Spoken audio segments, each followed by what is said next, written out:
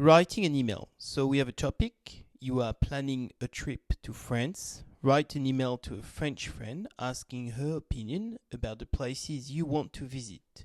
You will also ask your friend if you could stay at a place. Okay. So if we look at this topic, clearly I am or you are the writer. You're probably Australian. You're writing to a French friend. It's a girl, that's important. If you use a boy's name, that would show that you did not understand the topic. And you're planning a trip and you're asking for opinion. So it's probably more or less like an informal text. So what are the text features that we can expect from an email? Well, the most important thing, I think, in an email that will make the difference between an email and an informal letter is the start. An email will have addresses and a subject. Basically, an email has a specific format. It's in an email box.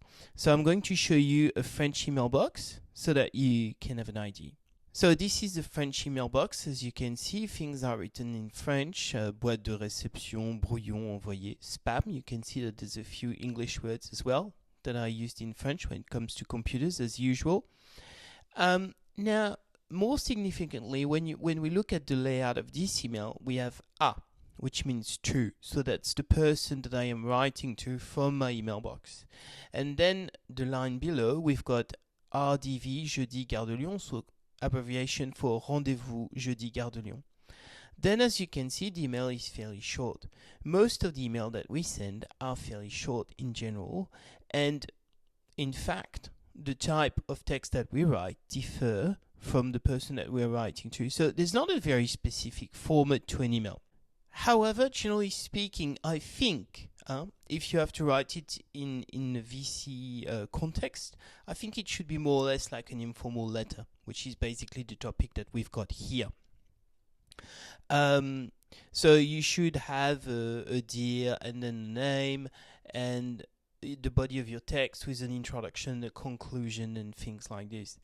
Well, sometimes emails can be formal, but it's never as formal as a formal letter if you think about it. So it would be more in the tone again and the things that you would make it a bit more formal, but generally speaking, it is like an informal letter.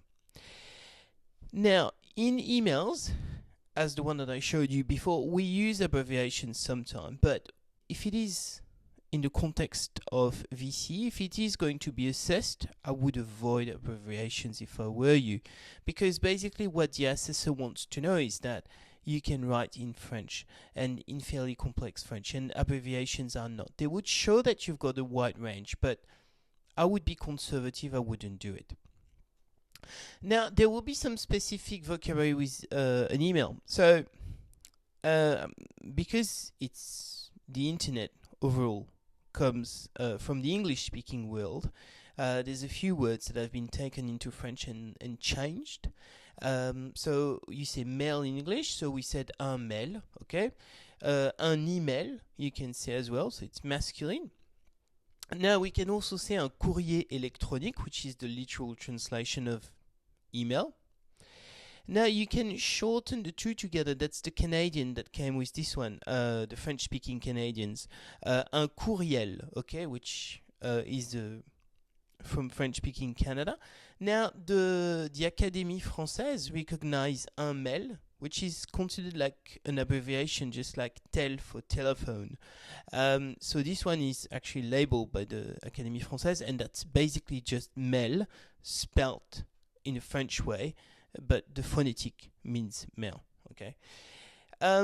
One more thing, when you attach a document to an email, in French we call that une pièce jointe, and a file, we say un document, d'accord? Donc on met une pièce jointe.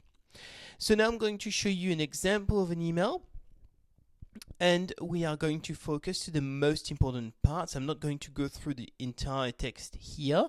The text is basically built like an informal letter. So look at the informal letter for that. Now the differences are, at the start you can see de john@osmail.com.au, a Emilie Jaya at yahoo.fr.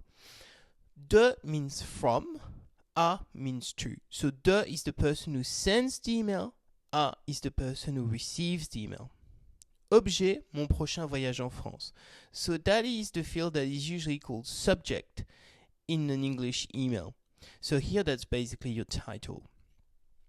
Now, some of you may wonder if we need to have a date or not. I don't think you do need a date because usually when you send an email, automatically the computer adds the date.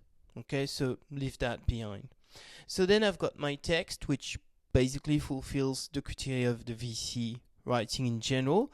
A few things that I've added. So at the end, you can see that I'm using A+, A+, which is a sort of an abbreviation to say à plus tard, which is used quite a lot in an email. So if you really want to use one to show that you know that, I would use this one.